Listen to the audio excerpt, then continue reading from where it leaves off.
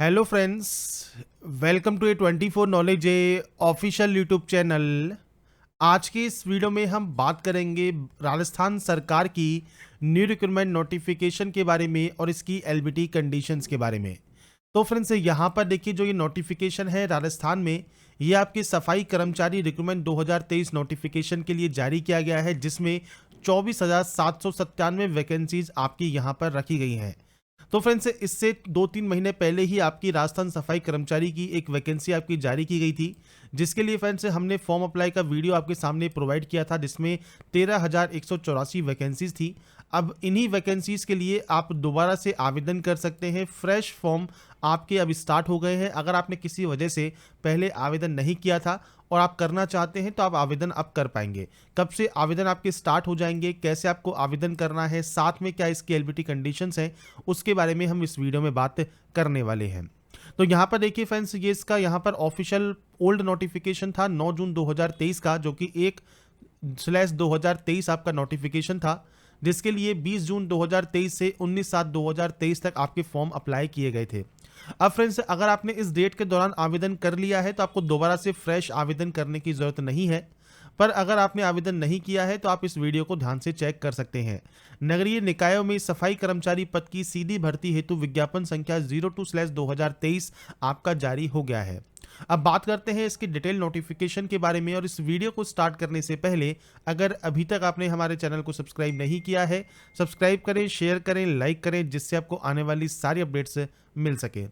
तो यहाँ पर देखिए फ्रेंड्स, 01/2023 नोटिफिकेशन, जो कि 9 जून 2023 द्वारा राज्य की 176 नगरीय निकायों के लिए 13,025 रिक्त पदों पर सीधी भर्ती हेतु जो ऑनलाइन आवेदन आमंत्रित किए गए थे, अब न्यू आपके आदेश के अकॉर्डिंग यहाँ पर जो विज्ञापन संख्या है, इसमें 176 नगरीय निकाय की जगह 186 नगरीय निकाय, और जो कुल पद है वो 24,797 पोस्ट हो गई हैं, जिसमें 13,025 पुरानी पोस्ट और 11,772 नई पोस्ट अब आपकी निकाय वाय यहाँ पर संशोधित रूप से जारी कर दी गई है, जिनके लिए आप अप्लाई कर सकते हैं 16 अक्टूबर 2023 से 4 नवंबर 2023 तक।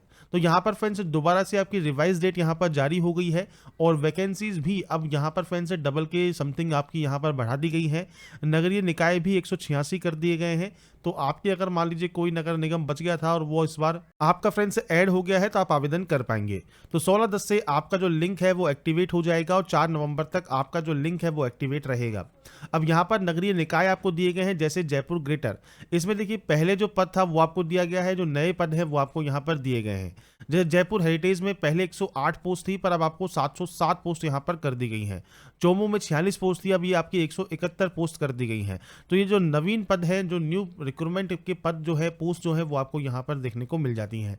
इस तरह से फ्रेंड्स, जब आप स्क्रॉल करते हुए नीचे आते हैं तो आपको फ्रेंड्स यहाँ पर देखिए टोटल 186 नगरीय निकाय के नाम मिल जाते हैं, जिसमें टोटल जो पोस्ट है वो 24,797 वैकेंसीज आपकी हो जाती हैं।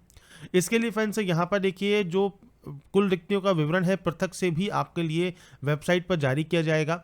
इसके अलावा फ्रेंड्स यहाँ पर देखिए, आपसे कहा गया है अनुसूचित क्षेत्र के उक्त रिक्त पदों के लिए केवल राजस्थान राज्य के जो अनुसूचित क्षेत्र है, मतलब टीएसपी एरिया है, उनके कैंडिडेट ही आवेदन कर सकते हैं।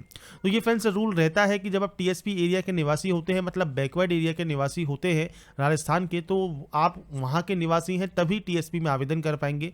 बाकी अदर कैंडिडेट सिर्फ नॉन टीएसपी में ही आवेदन कर सकते हैं। इसके अलावा फ्रेंड्स, महिलाओं को, भूतपूर्व सैनिकों को, खिलाड़ी को, विशेष योगजनों के लिए आरक्षित पदों का आरक्षण आपको यहां पर मिलेगा।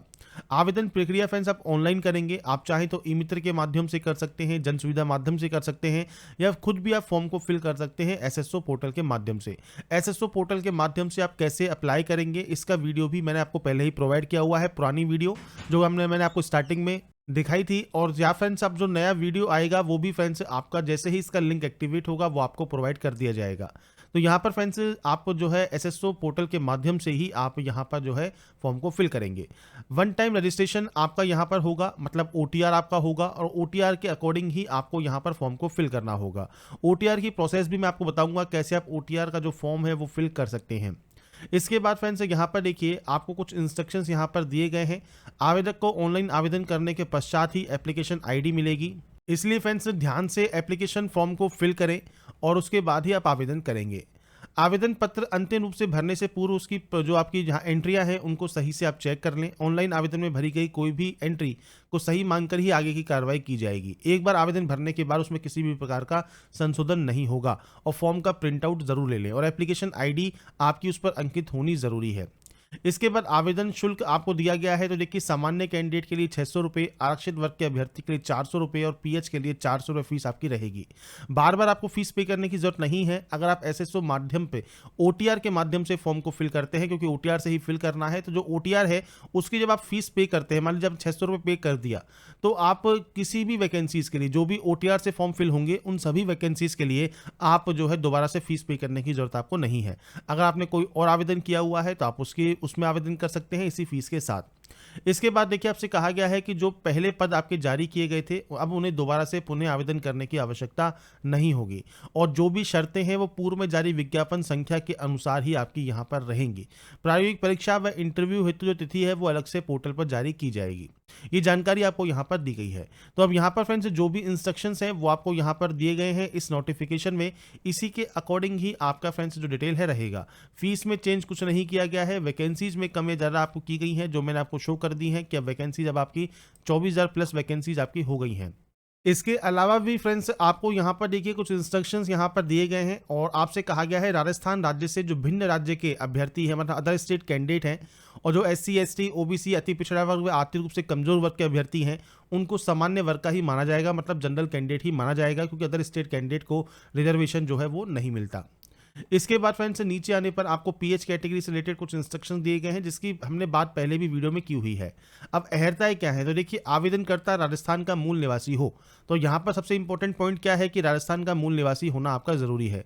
सफाई कर्मचारी सीधी भर्ती हेतु योग्यता अभ्यर्थी को राज्य की किसी भी नगरीय निकाय, केंद्र, राज्य के किसी भी विभाग, केंद्र एवं राज्य सरकार के आदेश द्वारा संस्थापित जो भी संस्था है, अर्ध सरकारी संस्था है, में संवेदकों प्लेसमेंट एजेंसियों के माध्यम से सफाई कार्य करने का सक्षम अधिकारी द्वारा जारी न्यूनतम 1 वर्ष का अनुभव प्रमाण पत्र आवेदन की अंतिम दिनांक तक आपके पास होना जरूरी है। साथ ही प्रमाण पत्र फर्जी पाए जाने पर आवेदक की नियुक्ति निरस्त करते हुए उसके विरुद्ध कार्रवाई भी की जाएगी।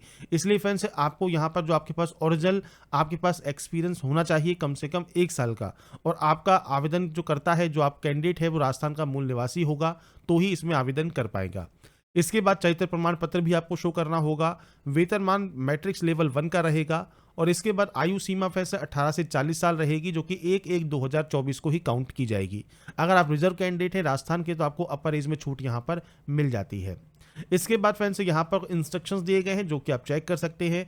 चयन प्रक्रिया फ्रेंड्स यहाँ पर क्या है कि जो प्राप्त आवेदन होंगे उसमें से पात्र अभ्यर्थियों का चयन निकाय पर गठित चयन समिति द्वारा साक्षात्कार एवं प्रायोगिक परीक्षा आयोजित करके योग्यता के अनुसार लिया जाएगा।